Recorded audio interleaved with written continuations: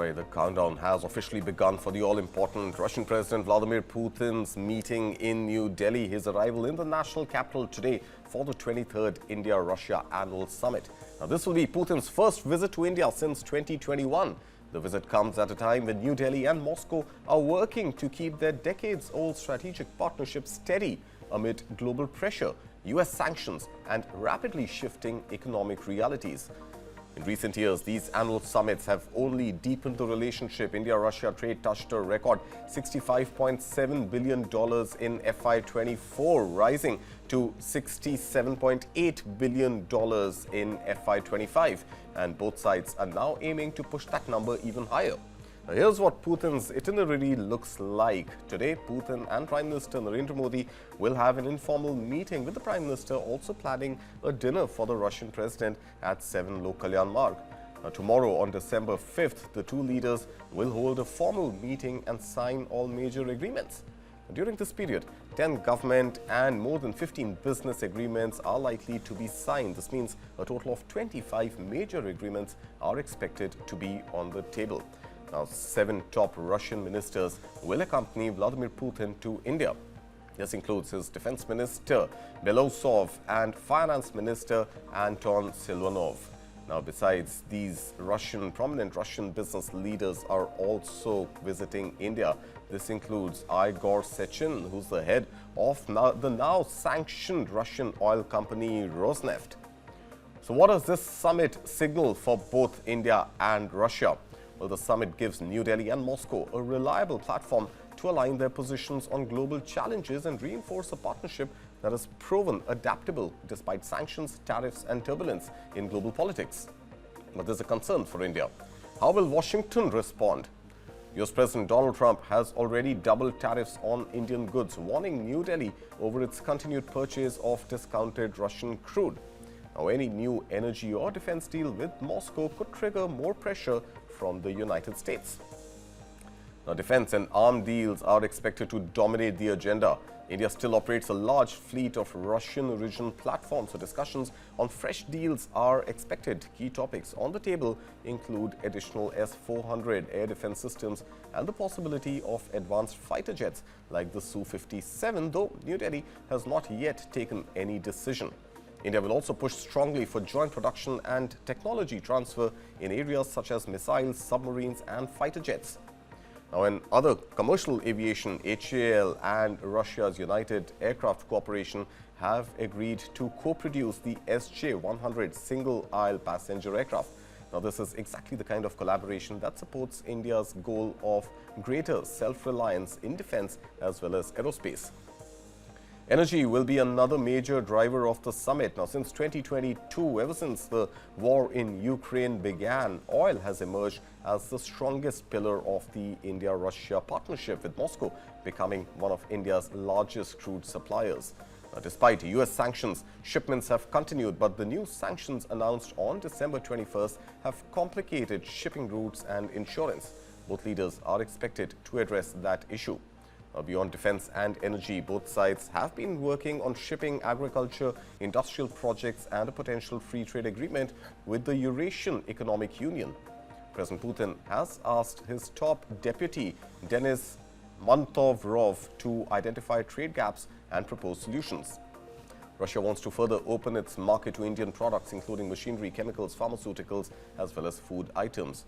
Now, both nations are optimistic about pushing bilateral trade towards the $100 billion mark.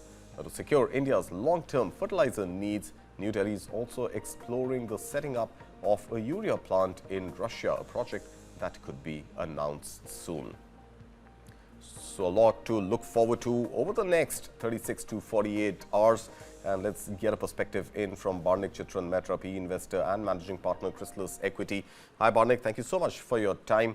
A lot to discuss, but to begin with, let's narrow it down to India's key demands. What does India want from Russia? Because we know discounted Russian oil is not a reality anymore, and sanctions on Lukoil and Rosneft complicate India's energy procurement. Does India need Russian oil? Because it's not cheap anymore as much as it did maybe from 2022 to 2024.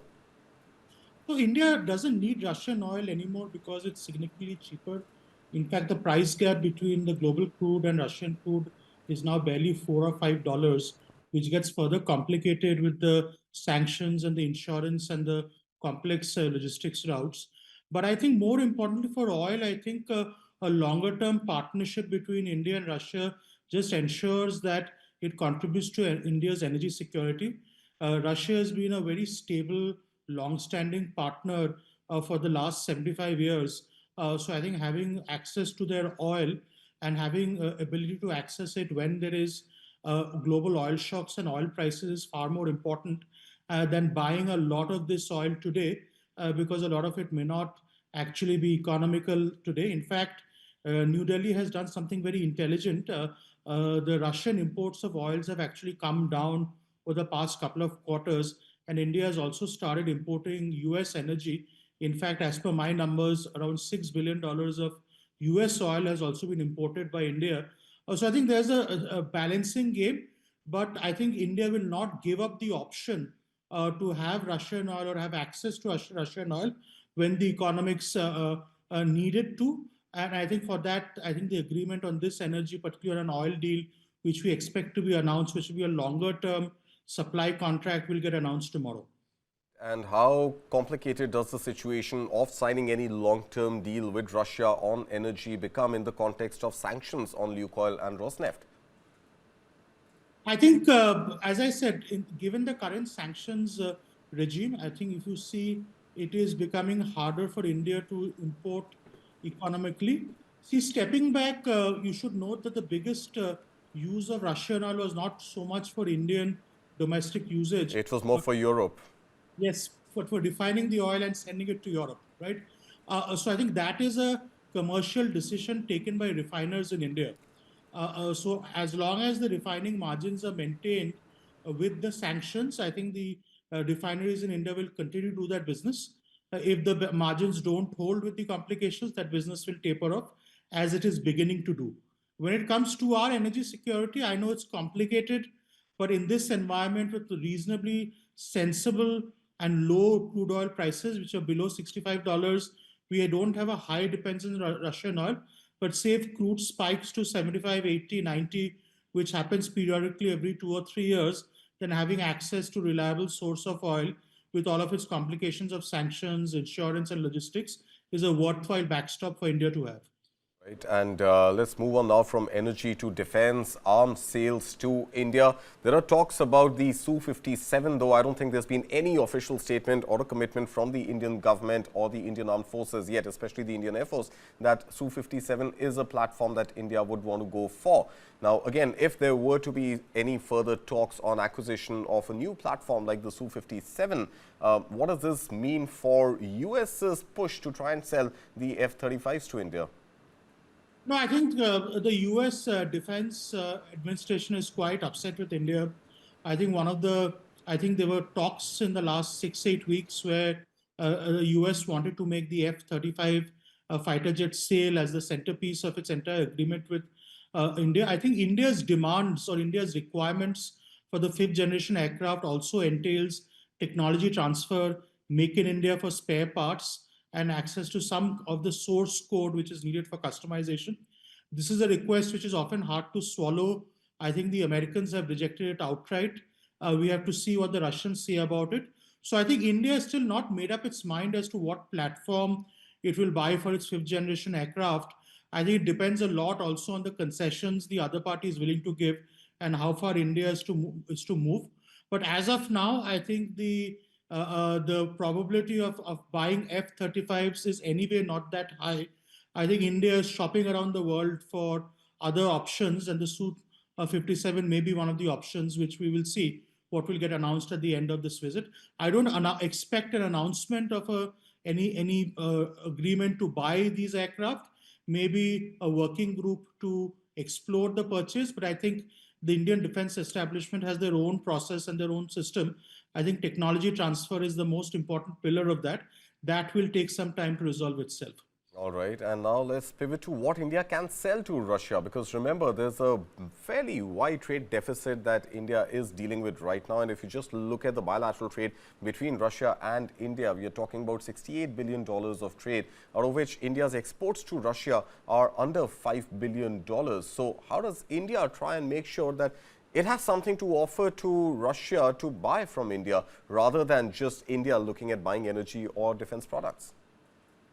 No, I think if you look at a lot of labor-intensive exports we do, whether they be in textiles, whether they be in precious metals, in pharmaceuticals, I think India has a lot to offer to European countries like Russia.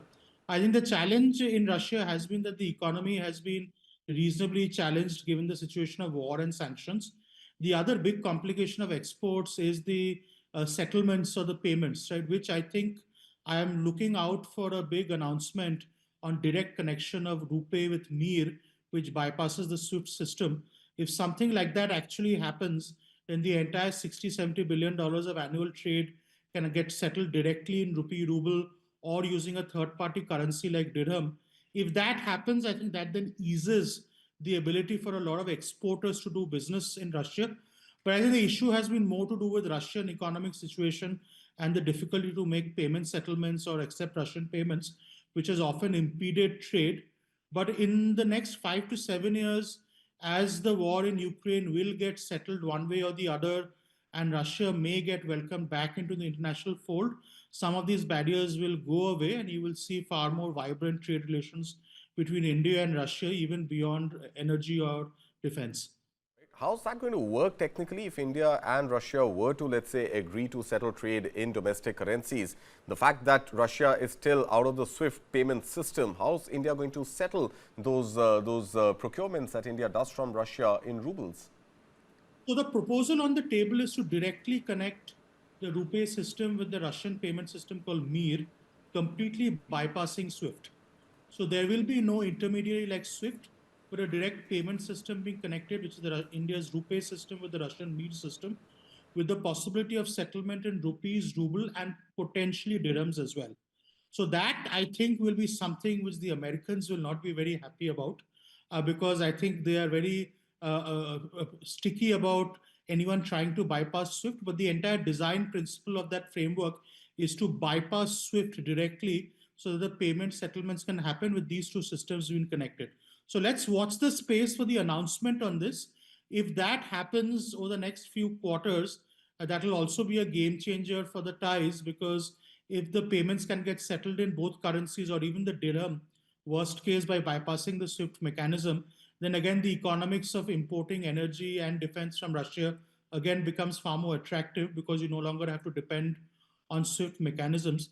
The other important part, which I think is also crucial to trade, is India seeking a mechanism to protect Indian investments in Russia. You mentioned the urea factory.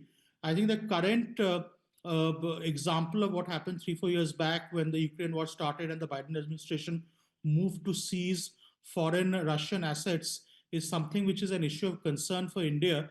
I think so. Let's watch out on if there are any announcements on bilateral investments, particularly a mechanism to safeguard bi-party investments on both sides from US search and seizure. So again, that's something which I would also watch out for. All right, Barnik, a lot to watch out for. And of course, we will keep an eye on these trade talks as well as any developments which are on the table and may likely get signed. But thank you so much for your time this morning. And staying with other stories around Russia, US President Donald Trump says the meeting between his envoy Steve Witkoff and Jared Kushner and Russian President Vladimir Putin in Moscow yesterday were, in his words, reasonably good. But the next steps remain uncertain. Speaking from the Oval Office, Trump said Moscow very strongly wants a deal to end the war in Ukraine, but added there's still no clarity on whether negotiations will now move forward. I don't know what the Kremlin's doing. I can tell you that they had a reasonably good meeting with President Putin. We're going to find out. You know, when I was in this office and I talked about no cards, I said, you have no cards. That was the time to settle. I thought that would have been a much better time to settle. But they, in their wisdom, decided not to do that. They have a lot of things against them right now. But you have President Putin had a very good meeting yesterday with Jared Kushner and with Steve Witkoff. What comes out of that meeting, I can't tell you, because it does take two to tango. You know, Ukraine, I think we have something pretty well worked out with them. They're very satisfied, considering. Meanwhile, Ukraine says it is now preparing for its own round of high-stakes talks with U.S. President Donald Trump's negotiating team. President Volodymyr Zelensky's latest statement follows Tuesday's meeting in Moscow between Trump's envoys and Russian President Vladimir Putin. Talks, the Kremlin later confirmed, ended without compromise. A leaked set of 28 U.S. draft peace proposals emerged last week, alarming Ukrainian and European officials who said it bowed to Moscow's main demands on NATO, a Russian control of a fifth of Ukraine and restrictions on Ukraine's army. Well, the European Commission has proposed a new mechanism to help finance Ukraine through 2026 and 2027, including borrowing against and using the immobilized Russian central bank assets.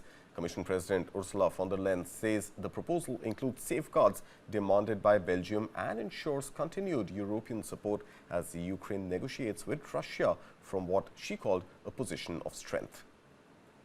We all know that we can never match the sacrifice of the Ukrainian people, but what we can match is their stamina, their resolve, their staying power, and we can equip them with the means to defend themselves and to lead peace negotiations from a position of strength. And since pressure is the only language the Kremlin responds to, we can also dial it up.